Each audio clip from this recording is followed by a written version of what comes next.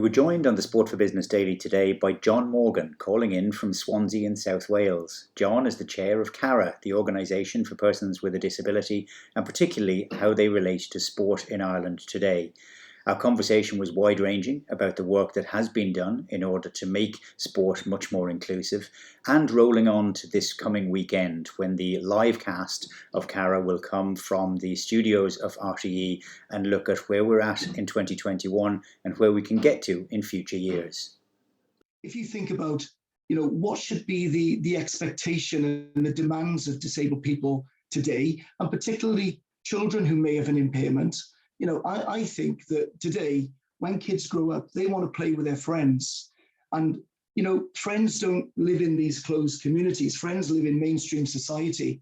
And I think the challenge for sport is really, how do we make sure that through our offer, we are extending the same sort of sporting liberties and the same level of equality in our programs and our practice and our delivery models to make sure that the people just have choice. When we're building our sports strategy, it can't this time round just simply be about what we think is important that we should be delivering. It's really got to be driven by, what are people telling us are going to be important over the next 3 to 10 years.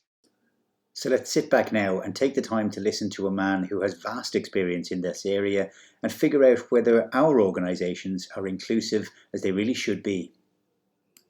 Hello and welcome as ever to Sport for Business. We are joined today by John Morgan, who is the chair of Cara. It is the organisation above more than any other really in Ireland that makes the link between sport and persons with a disability. And we're speaking to John today in advance of next Saturday, December the 3rd, which is the International Day for Persons with a Disability. You're very welcome to Sport for Business, John. Good morning, Rob. It's great to be here.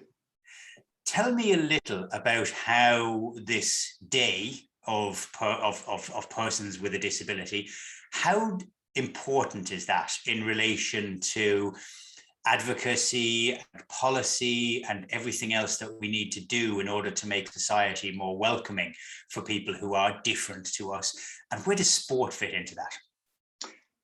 Well, Rob, it's a really important day. From our perspective in Cara, we've always linked the National Seminar around about this time of year because the International Day provides a platform from which we can all connect.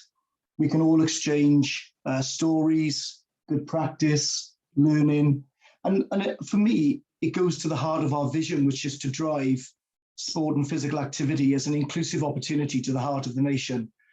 And if you look at our programme for this year, it's very much about putting disabled people first, enabling them to use our livecast platform as an opportunity to tell their story.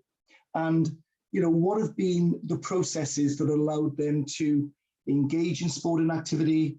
What have been some of the barriers that they've come across? What are the solutions that together as a sector we can provide to actually enable more disabled people to find that easy route into sport for life? So, it's a really important day. We're really proud to be able to contribute in just a small way. Last year, we did a live cast. Obviously, we've all been going through some challenging times, Rob, but we did a live cast. And we were really delighted that for the first time, we really felt that we connected globally with many, many countries. So what an opportunity, not only for Ireland to be able to share the really great work that we're doing as a sector, but also inwardly, it's a great opportunity for all of our stakeholders and partners to come together to just take that learning at a personal level from people who experience this every day in their lives, and then to take that experience back into their own organizations, think about their policy, their programming, and how do they begin to impact to make sure that we really are driving inclusion to the heart of the nation. So it's really important. We'll talk a little bit more about the live cast at the end as well, and the details of that are on screen now below. So please do feel free, if you're watching this, to actually join in on Saturday for the live cast, which is a really important part of this. Many of those who are watching today will be familiar in some way, shape, or form with the work of Cara, what it does in terms of training and in terms of programming, assistance with our national governing bodies of sport, our local sports partnerships. Can you explain in a nutshell what the day-to-day work of the organisation is and how important that is? Yeah, I think, Rob, we can probably best express it through the strategic goals of our strategy. So we launched our first strategy in 2019, and we built 4 goals at the heart of that particular plan. One is around strategic leadership and support. So from the perspective of being a thought leader in terms of inclusive practice, inclusive education, adaptation work, what is our role in the sector to galvanise and to bring the sector together, to increase learning and to share capability and capacity, really. Secondly, is very much around advocacy and awareness. Advocacy on behalf of the sector and indeed on behalf of disabled people. And of course, as you've mentioned, we've had programs such as our Disability Charter and the I'm In Too program, which is very much focused around the awareness of the needs of disabled people. And then thirdly, linked to that is kind of the solution, the response to that, which is around great education, great training, something which I think Cara, since its inception, has really built its reputation on, both in a national context, but also internationally, really beginning to think about how we can work alongside our national governing bodies, our local sports partnerships, other national and regional partners, to really think about how we adapt and how we develop training which is fit for purpose and is really going to drive to the heart of the needs of disabled people. And then finally, it's around, I guess, organisational leadership.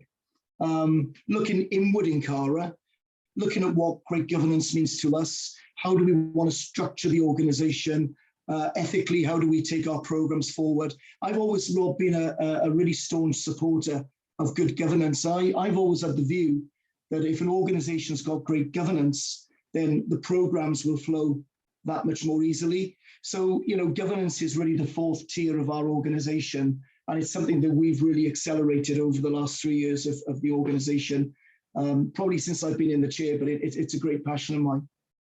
You've mentioned on each of those 4 pillars that the importance of inclusion. And I sit as chair of the Dublin City Sports Partnership, and we had board training for that Cara and our sports inclusion officers actually delivered. It was excellent, and it just pointed out the importance of disability being included as part of the everyday sporting delivery, because we're very familiar with the work of Paralympics Ireland at the Tokyo Games and the brilliant performances there, and indeed of Special Olympics Ireland and the work that goes on there. But is there a greater emphasis now on the inclusion of reaching out to persons with a disability in our normal sporting activities, our regular, the ones that, on a Saturday morning where you've got all of the kids coming together, all of the adults coming together, that we've tended not to be as inclusive as we could be? Is that where the focus now in terms of strategic thinking is moving towards? Yeah, I think it has to be, Rob. Never has diversity been more important in sport than today. If you think about the evolution of mainstreaming of services for disabled people in a general sense, there was a time when disabled people would tend to be within a particular community, and I guess the services were delivered inwardly, and as a result, there wasn't really a sense of social cohesion and social engagement and inclusion. But I think if you think about, what should be the expectation and the demands of disabled people today, and particularly children who may have an impairment, I think that today, when kids grow up, they want to play with their friends. And, friends don't live in these closed communities. Friends live in mainstream society. And I think the challenge for sport is really, how do we make sure that through our offer, we are extending the same sort of sporting liberties and the same level of equality in our programs and our practice and our delivery models to make sure that the people just have choice. I think at a personal level, it's really important for me that any person, irrespective of their personal background, surely we all deserve choice in terms of where we do our sport, who we do sport with, and the location that we're going to do it in. And why should that be any different for a disabled person? And when you think about social cohesion these days, isn't it so much better when we engage people at a very diverse level? The diversity of thinking that comes along with that, the diversity of engagement, the diversity of activity that comes along with that. I think society is just a richer place in the way that we can share and we can grow our modeling in a really accessible way. So, I think alongside your organization, that training offer has been so important, because I think, Rob, it's really important that in Cara, we recognize that inclusion, it's not something which comes easy to everybody. For some people, it can be around having the confidence and the skills and that sense of, being able to share their sport in an environment with disabled people. And, for us, if we're able to offer those support mechanisms, training products, advocacy skills that give everybody within the sector that sense of, actually we can do this. It's not that difficult. We've got the confidence. Yeah, we may have more questions, but we can come back to Cara and ask, but it's really aligning the ambition of individual people with the opportunity of the sector to meet that ambition and to enable them to take part in a really collegiate way.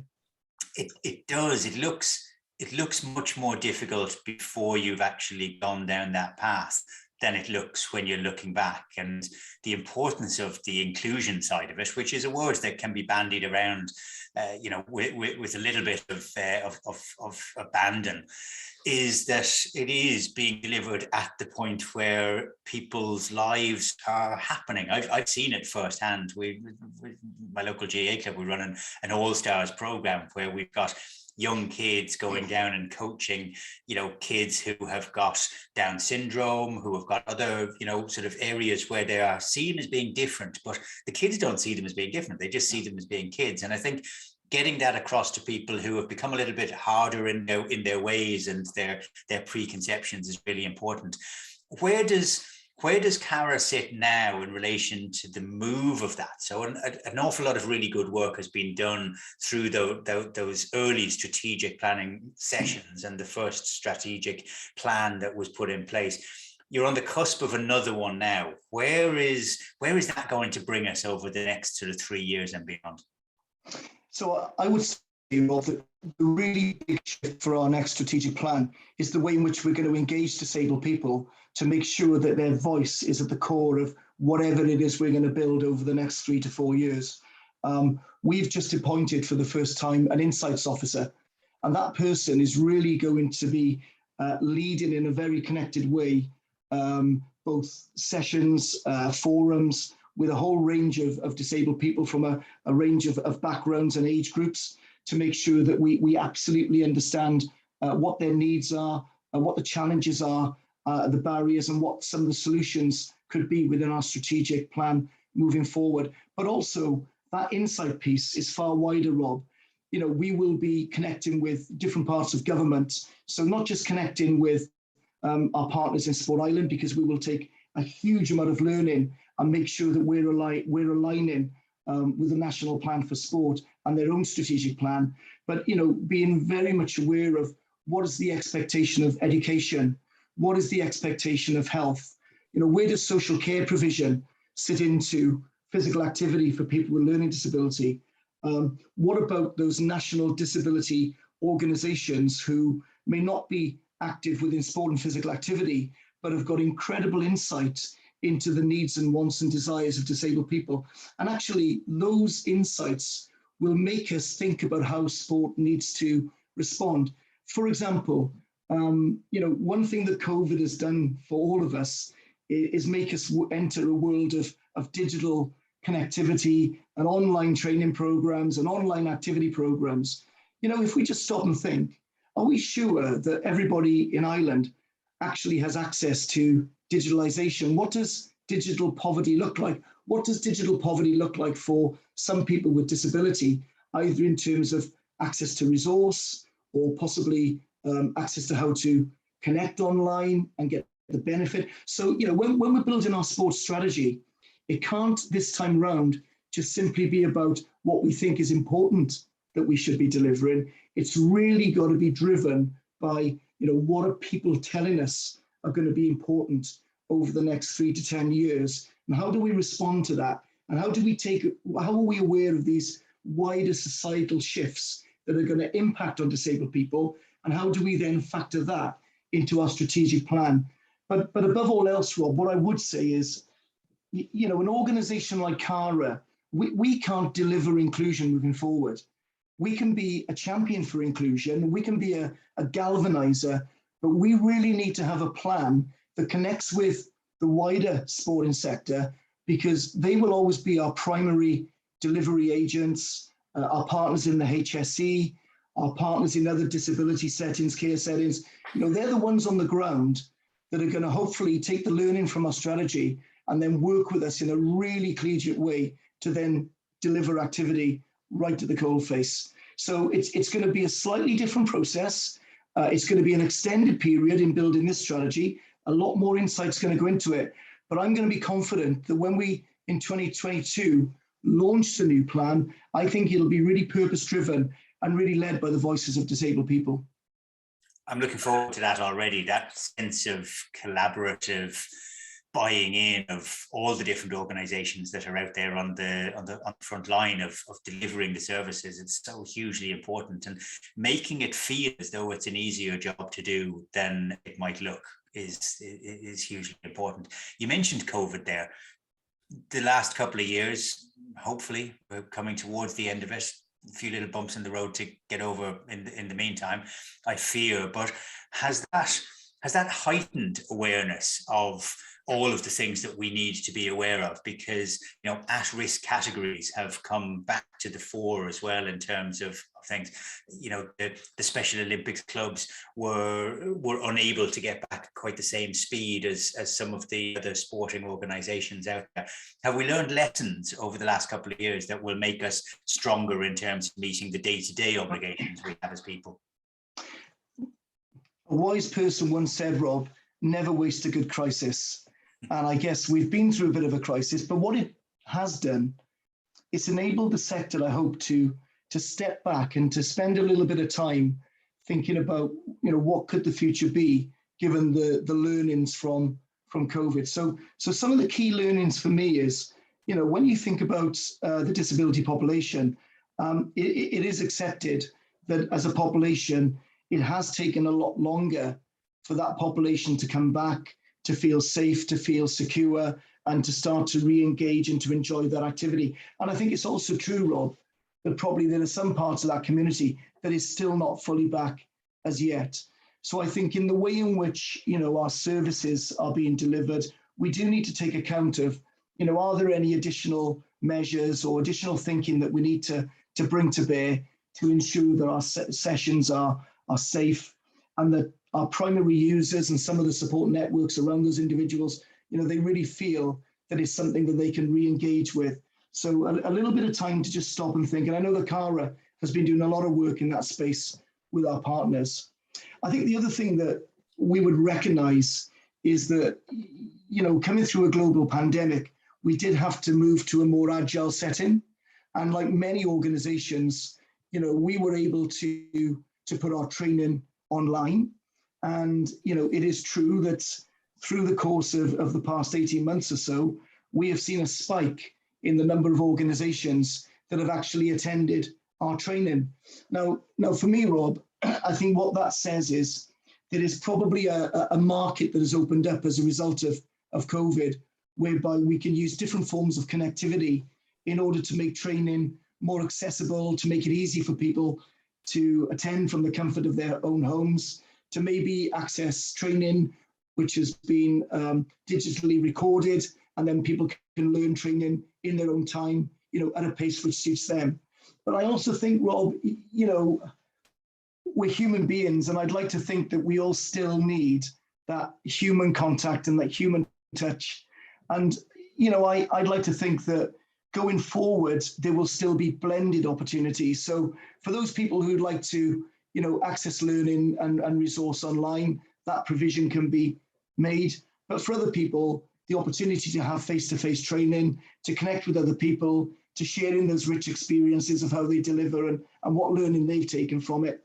I think it's important that we also make sure that we don't just simply fall into a trap of saying everything's online these days. We've got to be blended, and we've got to respond to the needs of our customers, I think. And Cara, we're very much aware of that. And I suspect that our strategy moving forward will try to create the balance on the basis of what people tell us about what they want and how they want things delivered. But I think it's a real key learning for us that, whilst we've learned to be agile in the COVID space, we still need to horizon scan, and we still need to be really aware of what not only participants want in activity, but also how our stakeholders want to engage with us and how they want to draw down learning moving forward. This whole sense of inclusion, it needs to be on everybody's agenda. It doesn't need to be everything at the one go, but I'd encourage anybody who is watching this to look at the charter, to look at how you can sign up to that, or even just to look at different elements of it and judge and measure how your own organization actually sort of plays alongside that. I'd also encourage anybody to tune into the live cast. It's on this Saturday. Tell us a little bit about what we can expect to see in that, John. It's a really lovely blend for me, Rob. So as I said at the start, we do have a number of disabled people who are coming onto the platform, and they'll be sharing their own stories and their own sort of experiences of how their life has been influenced by sport and activity. But we've also got the opportunity, we've got Minister Chambers from Sport, Minister Rabbit from Disability. They're going to be coming on, and they're going to be talking about how government is going to be exchanging processes and learning across the various platforms. So, it'll be the first for us that we've often engaged with ministers of sport, but to have a minister for sport and a minister for disability on the same live cast and that cross-cutting discussion will be really fascinating to listen into. Of course, we're going to be sharing some of the stories from local sports partnerships, and we'll also have some of our own team from Cara that will be talking about things like the I'm Into and the Healthy Me programs, and our work with the HSE and Salasso and other great providers. So I think it's a rich content. I think it's going to be a hugely, hugely enjoyable day. And I think it's going to be a really fitting day to celebrate the International Day for Persons with a Disability. I'm looking forward to it already. Joined up thinking, that's always a good thing, and making the difficult look possible in bite-sized chunks. That's what you're going to be delivering. That's what you have been delivering for us this morning. John Morgan, the chair of Cara, thank you very much for taking the time to be with us. You're very welcome. Great to connect, Rob.